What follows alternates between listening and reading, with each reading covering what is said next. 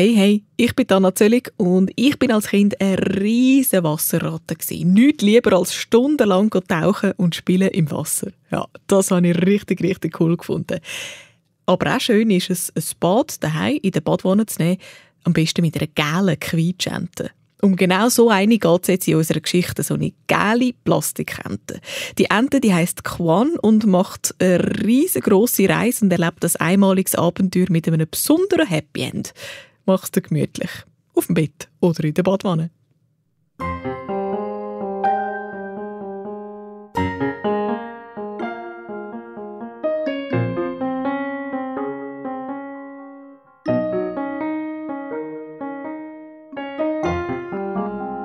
Es ist eine unglaubliche Geschichte, die ich euch erzählen will. Aber sie ist wahr. Sie ist wirklich passiert. Sogar die Zeitungen haben darüber geschrieben. Es ist die Geschichte von einer Plastikente.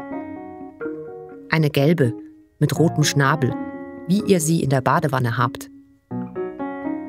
Angefangen hat alles in einer Fabrik in China.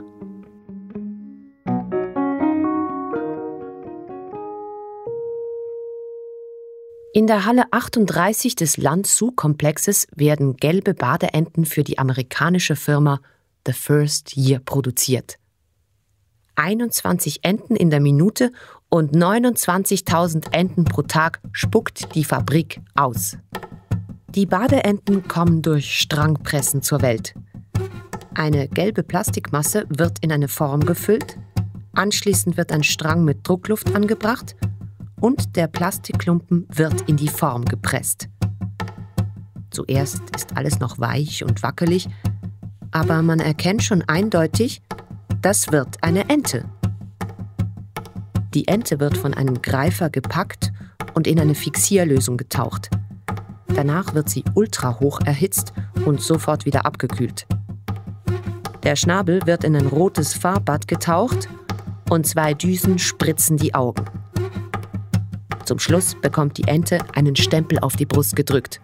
The First Year Made in China.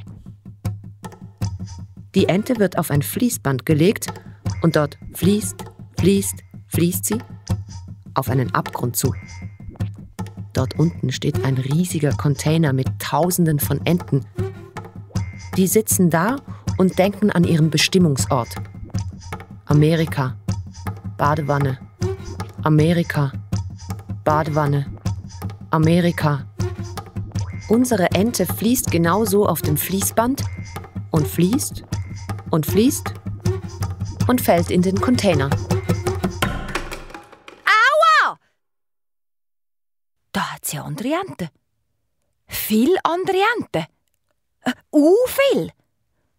Die sehen alle gleich aus. Sehe ich auch so aus? Die Ente schielt nach unten. Gel. Schnabel? Die Ente schielt nach vorne. Rot. Ich sehe genau gleich aus wie alle anderen. Was? Was steht dort bei denen auf dem Bauch?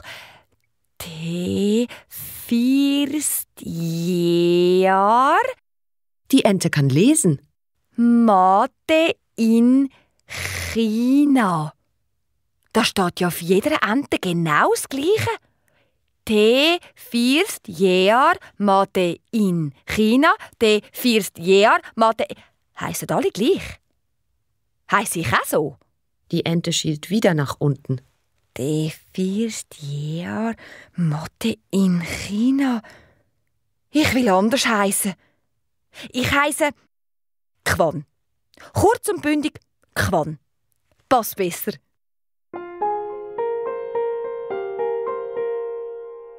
Immer mehr Enten fallen in den Container. Quan wird völlig zugedeckt. Und dann ist der Container voll. 29.000 gelbe Badeenten auf einem Haufen. Eine unglaubliche Menge.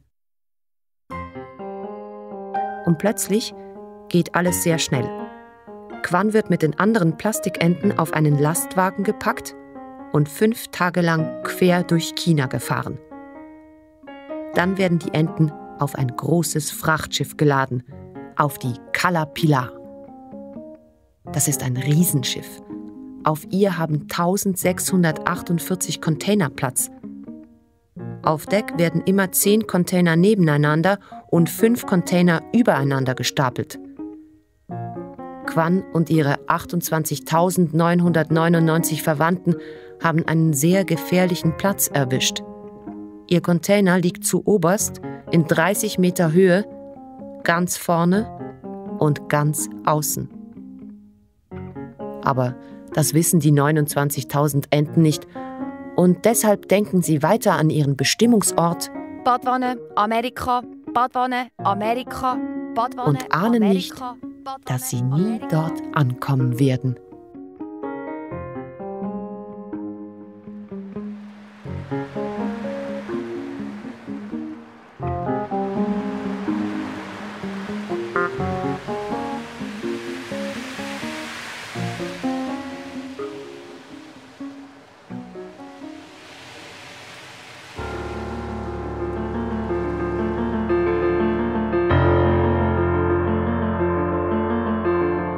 Der Sturm kommt am 3. Tag. Es ist einer jener Stürme, die den Koch veranlassen, die Suppe vom Menüplan zu streichen. Meterhohe Wellen donnern gegen das Schiff. Immer wieder legt sich der Frachter gefährlich auf die Seite. Für solche Kräfte sind die Halterungen der Container nicht gemacht. Einige von ihnen reißen und springen ab wie Champagnerkorken. Auch beim Entencontainer. Dieser rutscht langsam auf den Abgrund zu, hängt noch einen Wellenschlag lang über der Kante in 30 Meter Höhe, dann kippt er.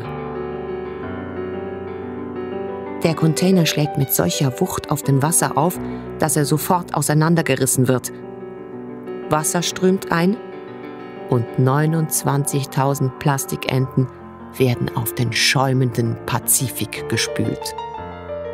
Was ist jetzt? Was ist jetzt? Quan sieht eine haushohe Welle auf sich zukommen, dann wird sie vom Pazifik verschlungen und taucht unter. Hilfe! Quan wirbelt herum, weiß nicht mehr, wo oben und unten ist. Und endlich wird sie wieder an die Wasseroberfläche gespuckt.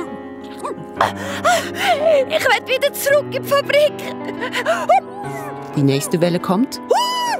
Sie schleudert Quan in den schwarzen Schlund des Meeres. Das Meer macht mit ihr, was es will. Ich will wieder ein Plastikklumpen sein. Kaum ist die Welle weg, schwimmt Quan wieder oben auf. Die nächste Welle kommt. Quan taucht unter, wirbelt und schwimmt wieder oben auf. Ich kann schwimmen. Ich kann gut schwimmen. Ich kann sehr gut schwimmen. Nicht einmal die größte Welle kann Quan etwas anhaben. Komm. Quans Begeisterung treibt den Ozean zur Raserei. Die Wellen werden steiler und höher. Und Quans Begeisterung wächst. Unermüdlich tanzt sie auf dem Pazifik, der sich bis zur Erschöpfung austobt.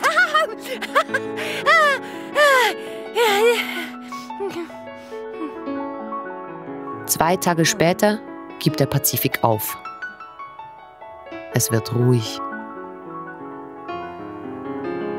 Quan fühlt sich erschöpft und leer.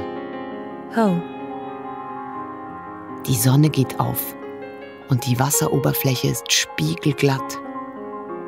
Quan sieht sich um. Wasser. Nichts als Wasser. Und auf dem Wasser schwimmen Quan und 28.999 andere Plastikenten. Es ist, als hätte das Meer gelbe Masern. Plötzlich merkt Quan: Das Schiff ist weg. Und wie komme ich jetzt auf Amerika? In eine Badwanne? Ich muss das schaffen. Ich schaffe das. Die Sonne geht unter und wieder auf, geht unter und wieder auf. Wochen vergehen. Es geschieht nichts. Der Sommer kommt. Die Tage sind brütend heiß. Die Nächte sternenklar. Es geschieht nichts. Quan murmelt ununterbrochen vor sich her. Ich schaffe das, ich schaffe das, ich schaffe Es kommt der Herbst und mit ihm ein wochenlanger Dauerregen. Sonst geschieht nichts. Es kommt der Winter und mit ihm Sturm und Schnee. Und es geschieht immer noch nichts. Ich schaffe das. Dann wird es wieder Frühling und die Sonne zaubert atemberaubende Stimmungen an den Horizont. Wow! Aber es geschieht nichts. Und weil jetzt gerade nichts geschieht, möchte ich euch jemanden vorstellen. Er spielt in dieser Geschichte eine wichtige Rolle. Curtis? Hello? Hello? Hello? Hello? Curtis? Is anybody there? Curtis, Hello? it's your turn. Oh, hi. Grüezi. Ich bin Curtis. Curtis Ebbesmeyer is my name. Oceanography is my game. That's right, ich bin Ozeanograph. Mein Spezialgebiet sind Meeresströmungen. Ich beobachte alles, was auf dem Meer treibt. Das ist mein Motto. If it floats, I want to know about it. Wenn es treibt, dann will ich es wissen. I track everything that floats in the ocean. Und jetzt habe ich von diesen Plastikenten, diesen Rubber Duckies erfahren. Und das ist sehr spannend. Du glaubst vielleicht, die treiben da auf dem Pazifik immer an derselben Stelle. Aber no way, man, das ist überhaupt nicht so. Die werden von Meeresströmungen und von Wind vorwärts getrieben. Und ich werde berechnen, wo die als nächstes hinschwimmen. Okay, sobald ich mehr weiß, melde ich mich wieder. Bye! Quan und die anderen Enten kommen also vorwärts. Aber es passiert immer noch nichts. Aber plötzlich passiert doch etwas. Hey, es... Dings? Quan entdeckt ein kleines rotes Boot. Die Enten treiben direkt darauf zu und es dauert nicht lange, da schaukelt das Boot inmitten tausender gelber Plastikenten. Aber es ist niemand zu sehen. Hallo? Hallo? Quan treibt näher ans Boot heran und sie hört, wie das Boot singt. Yellow submarine. We all live in the yellow submarine. Oh, Durst. Ich hab Durst. Hoch, komm. Komm hoch, du kannst es. Komm. Du musst jetzt trinken. Komm. Oh, ja, komm. Du musst trinken. Quan beobachtet, wie sich eine dürre Gestalt am Bootsrand hochzieht. Ein Mann. Nackt. Total rot, verbrannt von der Sonne. Er hat wilde Haare und einen zerzausten Bart. Plötzlich reißt er die Augen auf. Er hat eine Ente entdeckt. Yeah. Mühsam lehnt er sich aus dem Boot und versucht, die Ente aus dem Wasser zu fischen. Komm. Komm. Komm zu mir, komm. Komm, ja. Ich hab dich. Yeah. Seine Augen leuchten. Er freut sich wie ein kleines Kind über die Ente. Yeah. Und dann entdeckt er noch eine Ente. Yeah. Und noch eine. So viele Enten. Das ganze Meer ist voll davon. Er ist verwirrt. Wo kommen all diese Enten her? Endlich begreift er. Moment, wo Plastikenten sind auch Menschen. Wo Menschen sind, ist auch ein Schiff. Ich bin gerettet. Hilfe! Hallo! Hier! Er sucht den Horizont ab. Wo ist dieses Schiff? Wo ist dieses verdammte Schiff? Aber weit und breit kein Schiff in Sicht. Da ist kein Schiff. Ein Flugzeug. Vielleicht ein Flugzeug am Himmel. Da ist kein Flugzeug. Da ist auch kein Flugzeug. Hilfe! Immer verzweifelter schreit er, Hilfe! bis er begreift, Da ist gar niemand. Quan sieht, wie der Mann, der gerade eben noch geschrien hat, was das Zeug hält, von einer Sekunde auf die andere verstummt und sich wie in Zeitlupe hinsetzt. Er springt aber sofort wieder auf und fängt wieder an zu schreien. Diesmal vor Wut. Da ist gar niemand.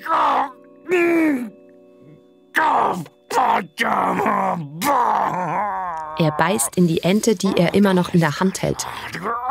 Er versucht, ihr den Kopf abzureißen. Er schleudert sie zurück ins Meer. Jetzt ist der Mann am Ende seiner Kräfte. Er bricht zusammen und wimmert nur noch leise. Dann wird er ganz still. Quan ist begeistert. Wie der sich gefreut hat und wie der um Hilfe gerufen hat, mit seiner ganzen Kraft und wie der wütig geworden ist. Seine Augen haben blitzt. Und dann das Brüllen am Schluss. Das hat Quan berührt. Und alles, was ich kann, ist schauen. Nichts ausser schauen. Ganz langsam entfernen sich die Enten vom kleinen roten Boot.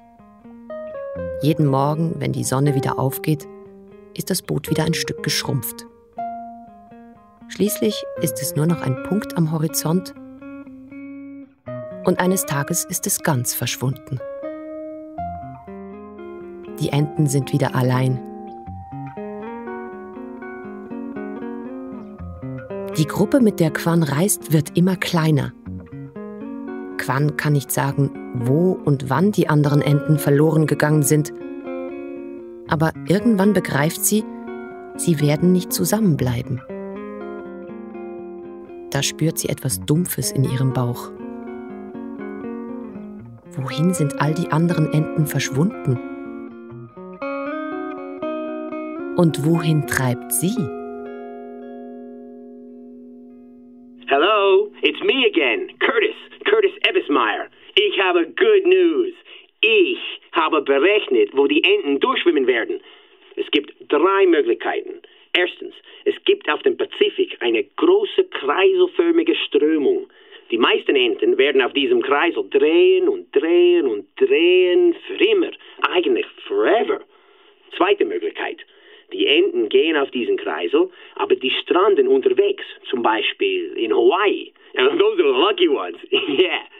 Und jetzt die dritte Möglichkeit. Und das ist sehr spannend, weil es ist neu. Es könnte sein, dass ein paar von diesen Enten mit dem Wind nach Norden getrieben werden, bis nach Alaska oder vielleicht sogar noch weiter. But damit ich meine Berechnungen beweisen kann, muss ich diese Enten zuerst finden. Und du könntest mir helfen.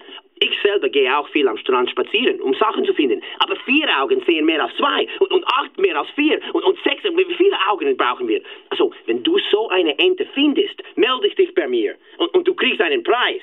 Das ist wirklich wahr. Die Firma The First Year spendiert $100 für jedes gefundene Ente. That's right, $100. Okay, let's go look. Ich wünsche dir viel Glück. Bye. Quan fragt sich, zu welcher Gruppe würde sie am liebsten gehören? Zur »Das Leben ist ein ewiger Kreislauf«-Gruppe? Oder zur »Wir fahren alle nach Hawaii und lassen es uns gut gehen«-Gruppe? Da wird Quan von einem weißen, kalten Brocken gerammt. Aua! Zuerst sieht sie nur den einen, aber plötzlich sind da ganz viele solcher Brocken. Das Wetter wird immer schlechter. Gehört sie etwa zur «Also mir gefällt der Norden viel besser als der Süden, ich gehe viel lieber auf Finnland in die Ferien als auf Italien»-Gruppe? Warum? Wer bestimmt das? Alle die Enten, die verschwunden sind, die hocken jetzt auf Hawaii mit Blumenkränzen um den Hals. Und ich soll in den Norden nur. Ich will nicht dorthin. Ich sollte schon lange in Amerika sein. Quan begreift. Es sind eben doch nicht alle Enten gleich. Mit den einen geschieht das eine, mit den anderen etwas anderes und sie treibt nach Norden. Oh nein! Wie wird es im Norden sein? Eis gibt es da offensichtlich. Und sonst? Quan hat so ein richtig blödes Gefühl. Mist. Der Himmel ist voll dunkler Wolken. Heftige Winde peitschen das Meer auf, treiben die Enten vor sich her und reißen sie auseinander. Nur ein paar wenige sind noch übrig geblieben. Quan wäre froh, sie wären mehr und sie wären näher beisammen. Und dann bemerkt sie: Die Tage werden immer kürzer, die Nächte immer länger und die Sonne kommt immer weniger hoch. Die wird immer milchiger und bleicher. Da taucht in der Ferne etwas Riesiges auf. Oh! Es ist weiß. Oh! Es glänzt und glitzert. Oh! Es schwimmt direkt auf die Enten zu. Oh! Es ist ein Berg aus Eis. Wow!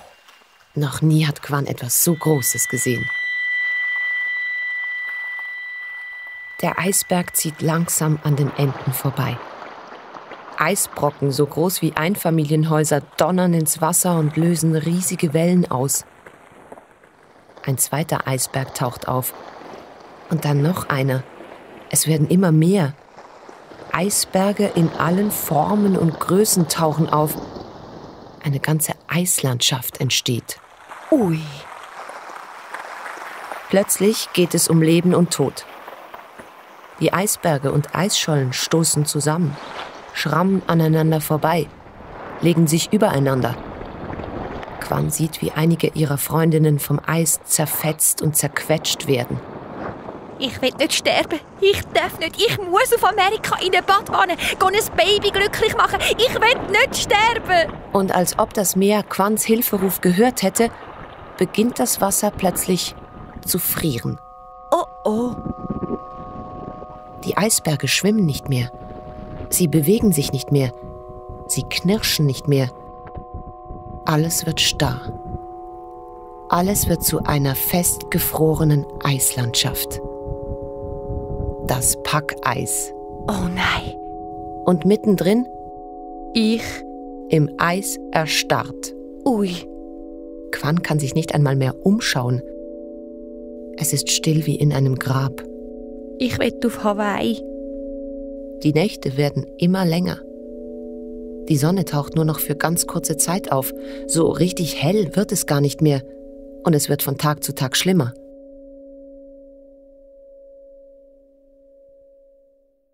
Zwei Wochen später ist die Sonne verschwunden. Tag und Nacht gleichen sich. Beide sind nur noch schwarz. Aber das ist noch nicht alles. Es beginnt zu schneien. Oh nein! Nach wenigen Stunden ist Quan bis über den Kopf eingeschneit. Wochenlang, monatelang sitzt Quan unter dieser Schneedecke fest. Alles ist schwarz und kalt.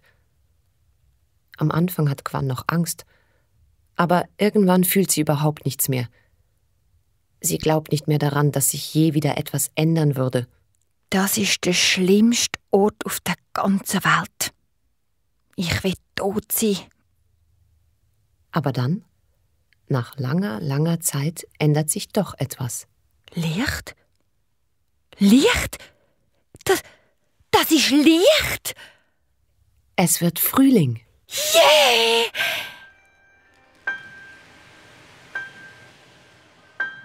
Tag für Tag schmilzt der Schnee über Quans Kopf hinweg und sie sieht zum ersten Mal seit einer Ewigkeit wieder Sonne! Sie ist so geblendet, sie kann kaum aufs glitzernde Eis gucken. Sonne! Licht! Schön! Das ist das Beste, was sie seit langem erlebt hat. Quan schöpft Hoffnung. Doch es kommt der Tag, an dem die Sonne überhaupt nicht mehr untergeht. Den ganzen Tag und die ganze Nacht ist es hell. Das Licht sticht in Quans Kopf. Es quält sie. Gang weg, blöde Sonne. Da werden die Tage schon wieder kürzer, die Nächte wieder länger und bevor Quan überhaupt kapiert, was passiert, dämmert sie wieder in der totalen Dunkelheit vor sich hin. Wo bin ich? Und warum? Hört das irgendwann wieder auf?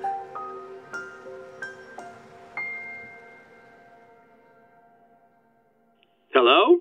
Hi, it's me, Curtis. Ich habe fantastische News gekriegt. Jemand hat $100 gewonnen. Er hat im nördlichen Polarmeer ein Rubber Ducky gefunden. Unbelievable! Und das ist vom chinesischen Meer bis dorthin geschwommen. In etwa 8000 Kilometer in 3 Jahren. Und diese Enten treiben jetzt langsam mit dem Packeis gegen Westen. Im nördlichen Polarmeer gibt es nämlich auch eine kreiselförmige Strömung, der sogenannten Beaufort Gyre. Und so kommen die Enten etwa 1,8 Kilometer pro Tag vorwärts. Oh, I am so happy. Ich werde berechnen, wo sie als Nächste hinschwimmen. Und denkt daran, mein Motto ist, if it floats, I want to know about it. Yeah. Quan sitzt immer noch im Eis fest. Dass sie 1,8 Kilometer pro Tag vorwärts kommt, davon merkt sie überhaupt nichts. Aber im nächsten Frühling macht Quan eine Entdeckung. Ein Mensch. Dort mitten im Eis. Der Mann trägt eine weiße Eisbärenhose und eine hellblaue Gore-Tex-Kapuzenjacke. Er steht regungslos über ein Eisloch gebeugt und hält ein Harpunengewehr im Anschlag. Am Ende der Harpune ist ein Seil befestigt. Stundenlang steht er so da und lässt das Loch nicht aus den Augen. Stundenlang. Und dann passiert es. Fast hätte Quan den Moment verpasst. Der Mann drückt ab und greift blitzschnell nach dem Seil. Das Seil zieht nach unten, der Mann schlittert aufs Eisloch zu, aber er lässt nicht los. Hey, ich kann einer! Hilfe, komm mit, Hilfe! Andere Menschen rennen herbei. Männer, Frauen, Kinder. Alle ziehen am Seil. Und noch einiges.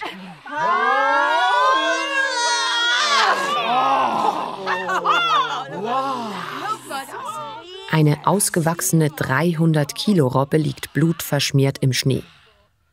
Die Eskimos sind glücklich. Sie haben seit Wochen nichts mehr gefangen und haben Hunger. Quan beobachtet, wie die Eskimo-Familie die Robbe schlachtet. Die Männer ziehen einen tiefen Schnitt über den Bauch der Robbe, dann schneidet die Frau des Jägers eine Niere aus den Eingeweiden und wirft sie zurück ins Meer.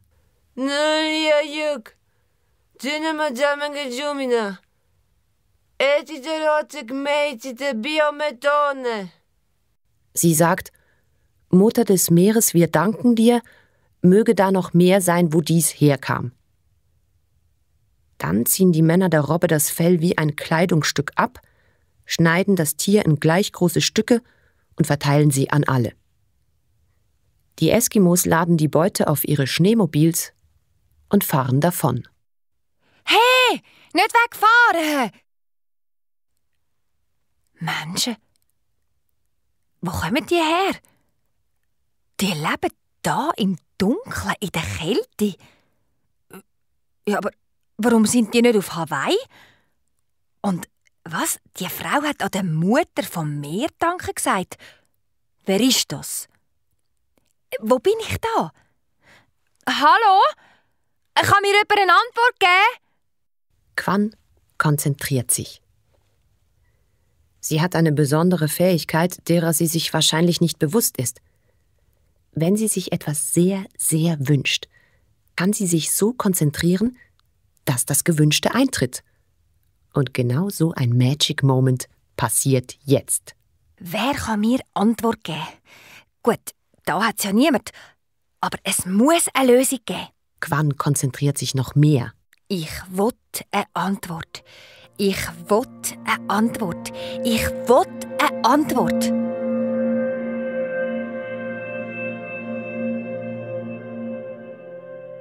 Quan konzentriert sich so sehr, dass sie den Eisbären nicht bemerkt, der ganz in ihrer Nähe nach einem Seehundloch sucht. Erst als seine nasse Schnauze an ihr schnüffelt, schrickt sie hoch. Jesus! Der Eisbär kennt diesen Gummigeruch nicht, aber er hat Hunger. Er sperrt seinen Rachen weit auf und verschluckt Quan. Sie verschwindet in einem schwarzen Schlund. Dann kann sie sich an nichts mehr erinnern. Als Quan wieder zu sich kommt, ist sie an einem fremden, seltsamen Ort. Alles ist wie ein Traum. Eine weiße Gestalt erscheint. Ich bin Tornarsuk, der Geist des Eisbären. Willkommen in unserer Welt. Du hast gefragt, wer die Mutter des Meeres ist. Folge mir. Ich führe dich zu ihr, auf den Grund des Meeres. Quan merkt, dass sie sich bewegen kann. Sie schwebt. Komisch.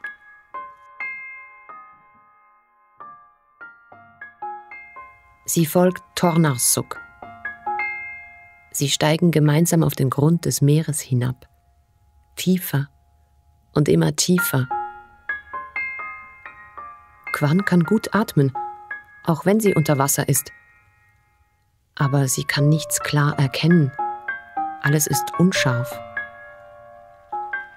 Bei einem Haus bleibt Tornarsuk stehen.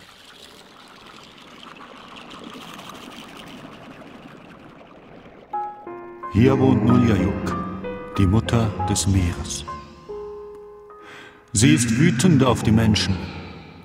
Sie sind voller Sünde. Zur Strafe hält sie alle Tiere des Meeres gefangen. Und die Eskimos müssen Hunger leiden. Bevor Nuljayuk zur Mutter des Meeres wurde, lebte sie als Waisenmädchen bei den Menschen. Eines Tages fuhren die Kinder im Kajak übers Meer. Die Kinder schubsten Nuljayuk und sie fiel ins eisige Wasser. Nuljayuk versuchte wieder ins Boot zu klettern, aber die Kinder stießen sie immer wieder ins Wasser zurück. Mit letzter Kraft klammerte sich Nuljayuk am Rand des Bootes fest. Die Kinder grinsten. Sie zückten ihre Messer und schnitten Nuljayuk einen Finger nach dem anderen ab. Nuljayuk sank bis auf den Grund und verwandelte sich in die Mutter des Meeres. Ihre Finger wurden zu Seehunden, Walrössern und Walen. Und seit diesem Tag herrscht Nuljayuk über alle Tiere des Meeres und hasst die Menschen. Die Schamanin, die Priesterin der Eskimos, muss nun zu Nuljayuk und sie um Verzeihung bitten.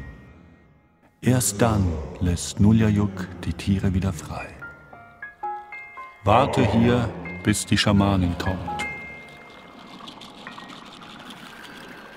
Kaum hat Tornarsuk aufgehört zu reden, ist er verschwunden. Quan wartet lange. Endlich taucht die Schamanin auf.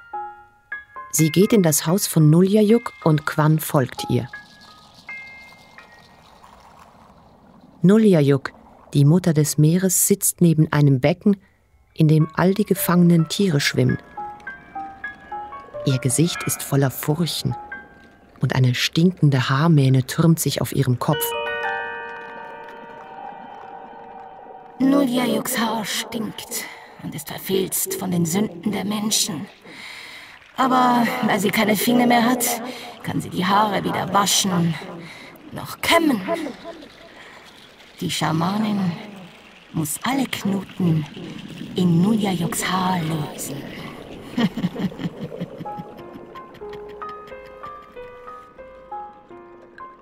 Vorsichtig nähert sich die Schamanin der Mutter des Meeres. Nuljayuk faucht. Die Schamanin beginnt ihr Haar zu säubern. Nuljayuk zählt alle Sünden der Menschen auf. Für jeden Knoten in ihrem Haar eine Sünde. Die Schamanin lässt sich nicht aus der Ruhe bringen und als sie alle Knoten im Haar gelöst hat, bittet sie Nuljayuk um Verzeihung. Nuljayuks Haar ist wieder sauber und glänzt. Aber wenn Nuljayuk den Menschen verzeihen soll, musst du noch eine Prüfung bestehen. Nuljayuk ruft Ella Versenjok, die Bauchaufschlitzerin, zu sich. Ella Versenjok! Ella Versenjok! Eine kleine, zierliche Frau betritt das Haus. Sie geht auf die Schamanin zu und lächelt sie freundlich an. Ich bin Ella Versenjok, die Bauchaufschlitzerin. Wenn es mir gelingt, dich zum Lachen zu bringen, Darf ich dir den Bauch aufschlitzen und die Eingeweide herausreißen? Wenn du nicht lachst, hast du die Prüfung bestanden. Dann fange ich mal an. Ella Versiniok schneidet Grimassen und hampelt vor der Schamanin herum. Sie streckt ihr die Zunge heraus, lässt die Hosen herunter und schüttelt ihre Brüste. Die Schamanin bleibt ganz ruhig. Ella Versiniok erzählt einen Witz nach dem anderen. Jörg rennt zu seiner Mutter. Mama, Mama, mein Frosch kann meinen Namen sagen. Er dreht dem Frosch den Hals um. Der Frosch macht Jörg. Quan muss lachen und hofft, dass Ella Versiniok es nicht bemerkt. Die Schamanin aber, die zuckt nicht einmal mit dem Mundwinkel. Sie hat einen Trick. Sie gräbt ihre Fingernägel unter dem Knie ins Bein, bis es blutet, und verzieht keine Miene. Ella Versiniok gibt auf. So macht es keinen Spaß. Dann gehe ich halt. Die Schamanin hat die Prüfung bestanden. Nuljajuk verzeiht den Menschen und lässt die Tiere des Meeres frei. Nuljajuk nimmt die Tiere aus dem Becken und schleudert sie auf den Boden. An der Stelle öffnet sich ein Strudel und reißt die Tiere zurück ins offene Meer. Die Zeit der Not ist vorbei. Die Schamanin verlässt das Haus und Quan folgt ihr. Vor dem Haus wartet schon Tornarsuk. Komm, Quan. Ich führe dich zurück in deine Welt. Du, warum hat Ella Versiniok dieser Frau den Bauch aufschlitzen? Es gibt viele Fragen und wenig Antworten. Alle Dinge haben eine Seele. Die Tiere, die Menschen, das Meer und der Wind. Aber jeder muss seinen eigenen Weg gehen.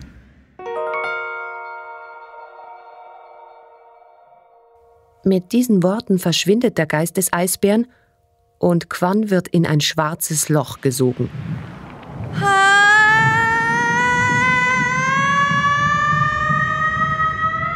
Zur gleichen Zeit bekommt der Eisbär fürchterliche Bauchschmerzen.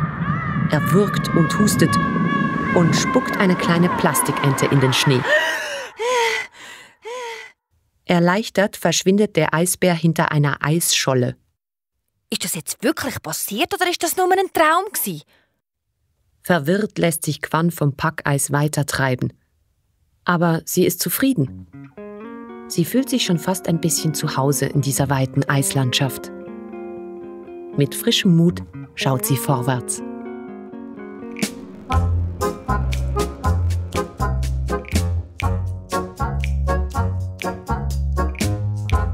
Im Sommer wird Quan in einen Fjord getrieben.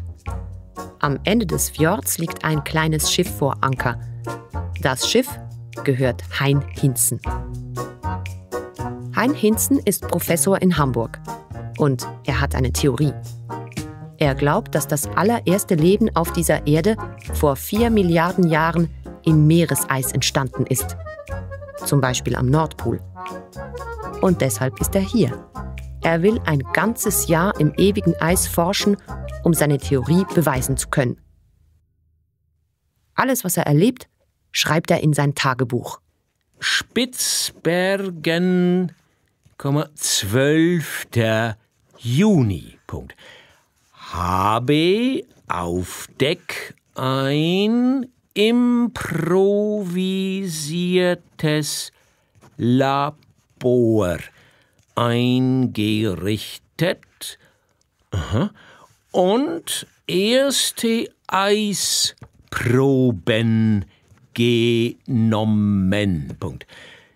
Bin glücklich. Alles verläuft nach Plan. Ja.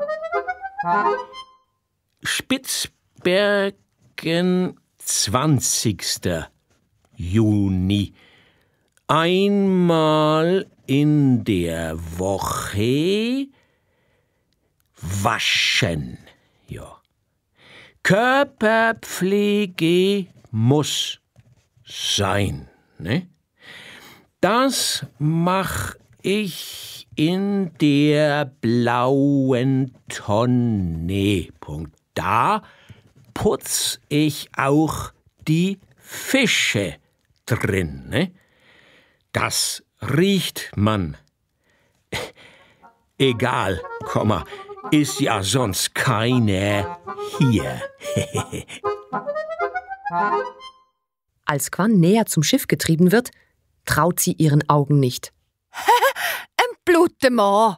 Ja, Hein Hinzen hopst nackt auf dem Schiff herum. Er hat sich gewaschen und versucht jetzt an der Luft zu trocknen, ohne dabei zu erfrieren. Sag bloß, verdammt kalt hier, ne? In den nächsten Tagen beobachtet Quan jede Bewegung des Professors. Wie er in seinem Schlauchboot an Land fährt, wie er Eisproben nimmt, wie er auf Deck Wäsche aufhängt und wie er eine Robbe jagt und schlachtet. Ein paar Mal ist der Professor ganz in Quans Nähe vorbeigefahren, ohne sie zu sehen. Quan wurde jedes Mal so nervös.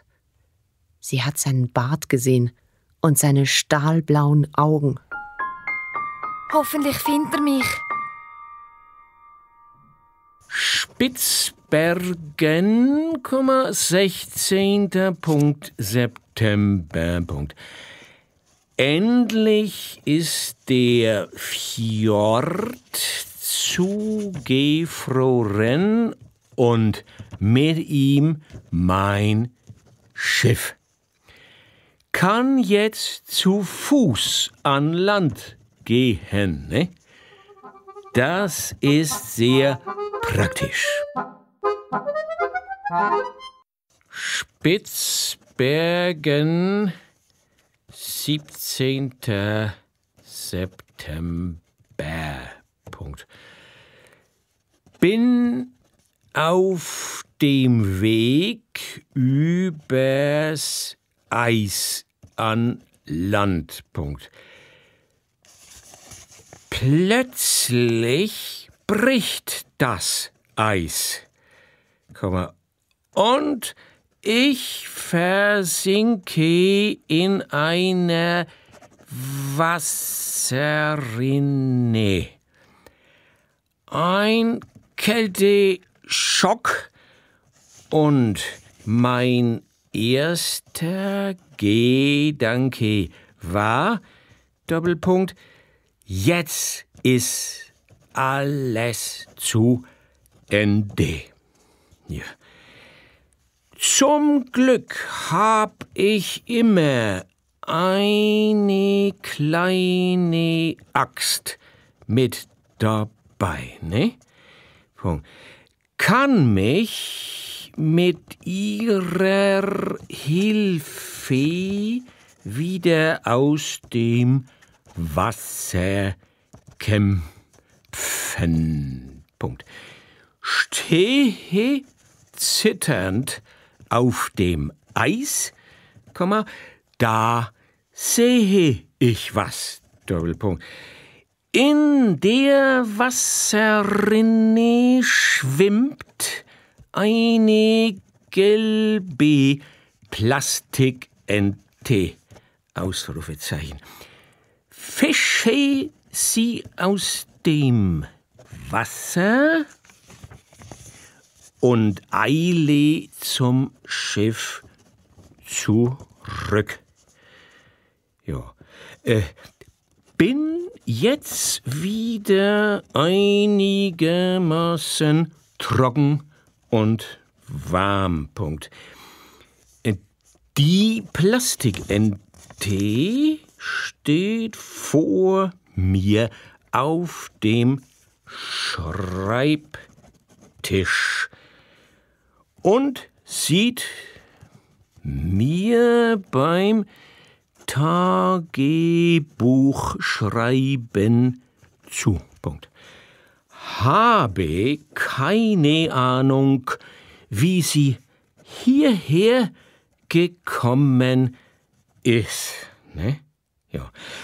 Aber sie hat mich beschützt. Sie ist mein Talisman. Ja. Quan könnte platzen vor Freude. Er hat mich gefunden und ich bin sein Glücksbringer. Schüchtern linst Quan zum Professor. Manchmal guckt er zurück.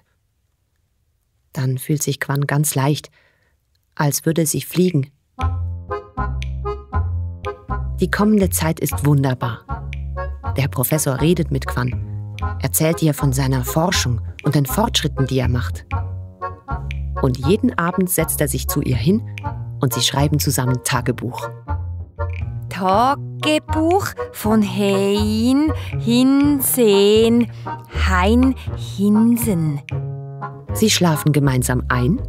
Gute Nacht, Professor. Und sie stehen am Morgen zusammen auf. Guten Morgen, Professor. Einmal erzählt der Professor Quan von seiner Einsamkeit. Er nimmt Quan in die Hände und drückt sie an sein Gesicht. Quan wird knallrot. 13.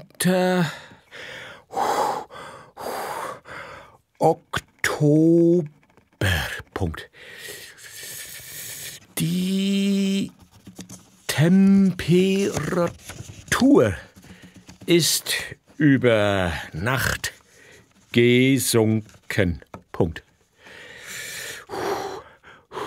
Es herrschen 32 Grad minus. Punkt.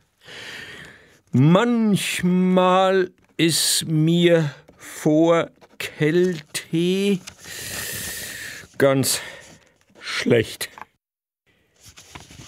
5. Dezember. Punkt. Es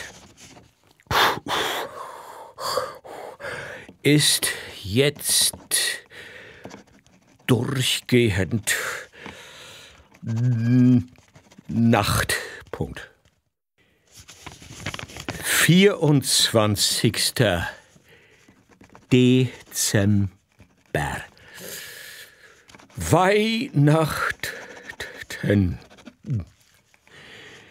Gefühl grenzenloser Einsamkeit.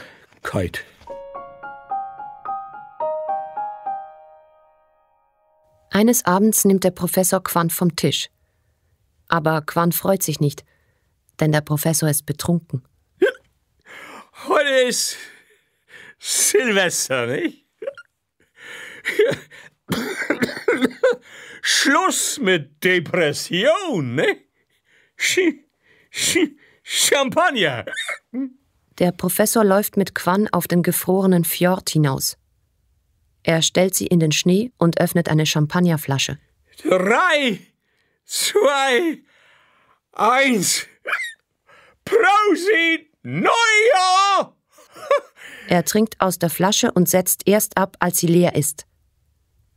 Dann plumpst er wie ein Sack in den Schnee und rührt sich nicht mehr. Quan hat Angst. Du darfst nicht da liegen bleiben. Du verfrierst. Nun kommt Quans zweiter Magic Moment. Du darfst da nicht liegen bleiben. Du darfst da nicht liegen bleiben. Du darfst da nicht liegen bleiben.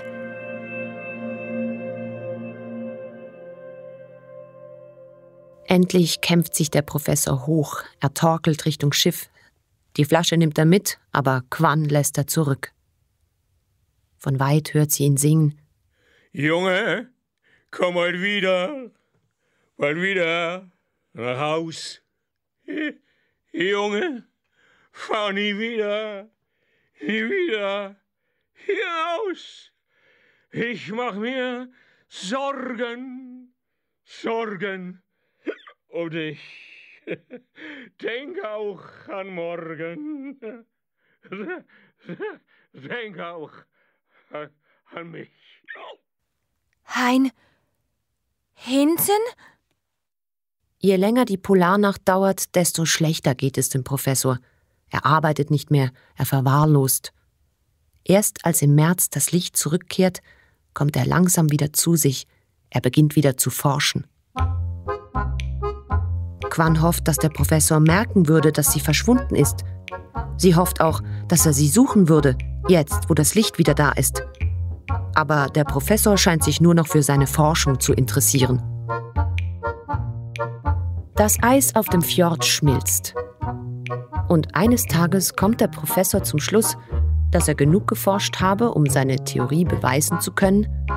Er packt seine Sachen zusammen und kurz darauf lichtet er den Anker und steuert sein Schiff an Quan vorbei aufs offene Meer hinaus. Er lässt mich einfach zurück. Er lässt.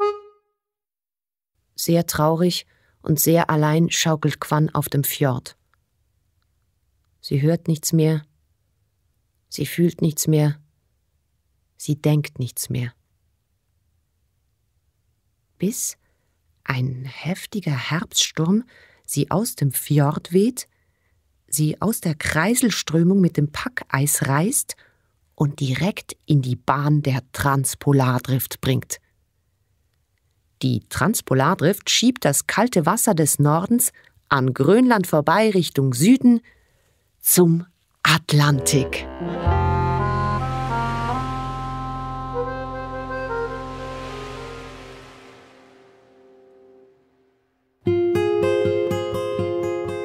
Quan treibt wieder auf offenem Meer. Und da wird sie beinahe von einem Fischkutter überfahren.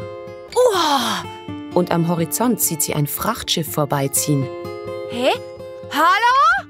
Am gegenüberliegenden Horizont sieht sie gleich noch ein Frachtschiff. Und da ist schon wieder ein Fischerboot. Wo kommen die denn plötzlich alle her? 3 Jahre schwimmt Quan auf dem Atlantik.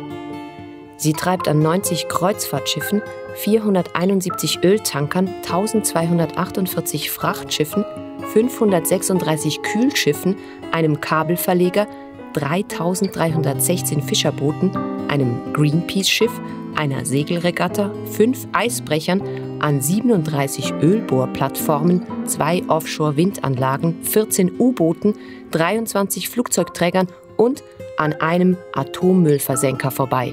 Wahnsinn! Quan ist völlig verdreckt.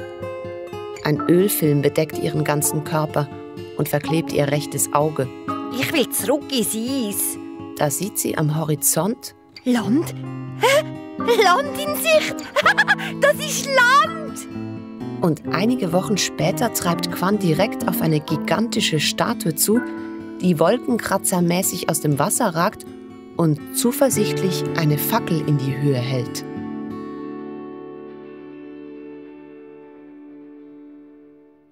Hello, it's me, Curtis. Ich muss dir etwas Fantastisches erzählen. Ich war in New York, im Hafen unterwegs. Und da sehe ich, im Hudson River schwimmt eine gelbe Ente. Oh man, I was so aufgeregt. I took off my clothes and I jumped right into the river. Ich bin rein in den Fluss. Und check this out, es hatte den richtigen Stempel auf der Brust. The first year. I couldn't believe it, man. It was eine solche Ente. It was eine solche Ente, die 11 Jahre unterwegs gewesen ist. Oh my God, this was the happiest day of my life. Meine Berechnungen waren richtig. Ja, endlich bekomme ich die Anerkennung, die Anerkennung, die ich verdiene, bekomme ich. Oh my God. I'm so sorry. I'm just so happy. Quan ist an Land. An Land. Zum ersten Mal seit... Keine Ahnung. Ein Mann hat sie aus dem Wasser gefischt. Der freut sich noch mehr als ich. Er nimmt sie mit nach Hause und reinigt sie sorgfältig. Quan sieht sich zum ersten Mal in einem Spiegel. Hä? Wie sehe denn ich aus? Völlig ausbleicht. Mehr weiß als gel. Aber welche Badeente hat schon so viel erlebt wie Quan? Stimmt. Jetzt beginnt eine wundervolle Zeit. Quans Retter zeigt sie allen möglichen und unmöglichen Menschen und erzählt ihnen ihre Geschichte. Der weiß alles. Die Fabrik in China, der Container, der Sturm, das Eis. Und er hat auf mich gewartet. Für Quan ist das alles wie ein Traum. Ein unglaublicher Rummel bricht los Ununterbrochen wird Quan fotografiert. Die Zeitungen schreiben über sie. Die kleine, süße Plastikente, die 11 Jahre im Sturm und Eis überlebt hat. Ihr Retter redet im Radio. Sie treten in Fernsehshows auf. Die Menschen lieben sie. Quan ist ein Star. Und dann kommt der Höhepunkt. Für die Titelseite von People's Magazine werden Quan und der Mann in einer Badewanne fotografiert. Eine Badewanne! Ich hab's gewusst! Ich schaff das! You beautiful little rubber ducky. Du bist der Glücksfall in meinem Leben. Du hast einen Ehrenplatz verdient. Yeah. Ihr Retter trägt sie in sein Büro und schiebt das Foto seiner Familie auf dem Schreibtisch zur Seite. Hier gehörst du hin. Quan sitzt mit stolz geschwellter Brust auf dem Schreibtisch. Das Büro ist karg, das Neonlicht scheußlich und der Staub grässlich, aber Quan überstrahlt alles mit ihrer Freude. Einmal im Monat wird Quan von einer Putzfrau abgestaubt. Welche Badeente hat es jemals so weit gebracht? Keine? Die Zeit vergeht, es passiert wenig. Eigentlich passiert gar nichts. Quans Retter kommt nur noch selten ins Büro und er schaut sie kaum an. Quan versucht sich Mut zu machen. Ich bin berühmt, ich bin ein Glücksfall, ich bin berühmt, ich bin ein Glücksfall.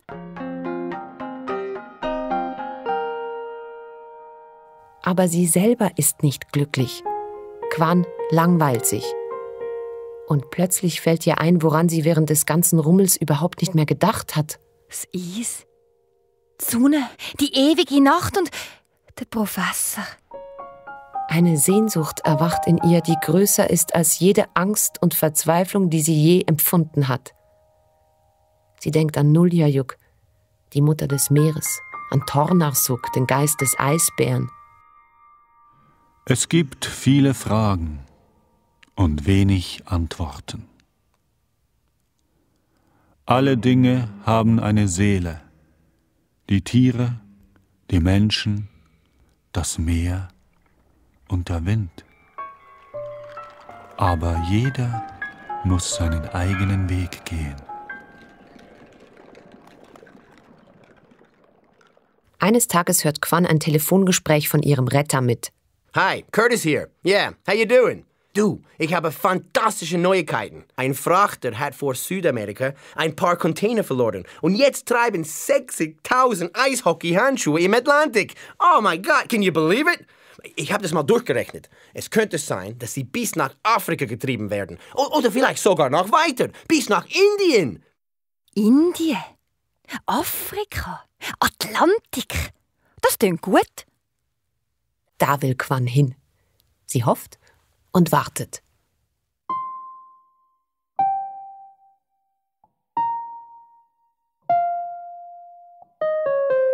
Eines Abends, als die Putzfrau Quan abstaubt, fragt eine Stimme: Du Mami, was hast du da? Eine Ente? Schau an ihm. Vorsichtig nimmt das Kind die Ente in die Hände. Seine Augen leuchten. Darf ich sie behalten? Nein, mein Schatz, die Ente gehört hin. Aber eine Ente gehört doch nicht ins Büro. Eine Ente gehört ins Wasser. Und als die Mutter nicht hinschaut, packt das Kind die Ente heimlich in seine Schultasche. Quan liegt eingeklemmt zwischen Heften und Büchern. Als sie nach einer Ewigkeit wieder aus der Tasche geholt wird, erschrickt sie. Sie ist in einem Badezimmer. Das Kind lässt sie heimlich im Waschbecken schwimmen. Alle meine Entli schwimmen auf dem See. Falsch! Völlig falsch! Nicht das Singen, nein, aber der Ort. Quan konzentriert sich und denkt mit aller Kraft, und das ist nun der dritte und letzte Magic Moment: Atlantik, Atlantik, Atlantik.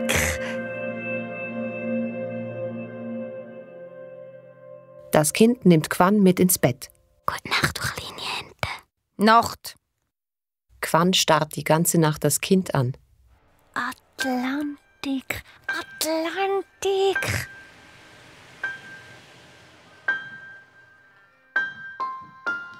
Am nächsten Morgen packt das Kind Quan wieder in die Schultasche. Sie wird von einem Sandwich fast erdrückt. Als Quan wieder aus der Tasche geholt wird, da... Yeah! Sie stehen auf einer hohen Brücke und weit unter ihnen ist das Meer. Das Kind hält Quan in den Händen und tritt nahe ans Geländer. Es stellt sich auf die Zehenspitzen. Mach's gut, du kleine Ente. Dann wirft es Quan über die Brüstung. Quan fliegt und fliegt und fliegt und fliegt. Und dann schlägt sie auf dem Wasser auf. Endlich! Quan atmet tief durch. Jetzt kann es losgehen. India, ich komme!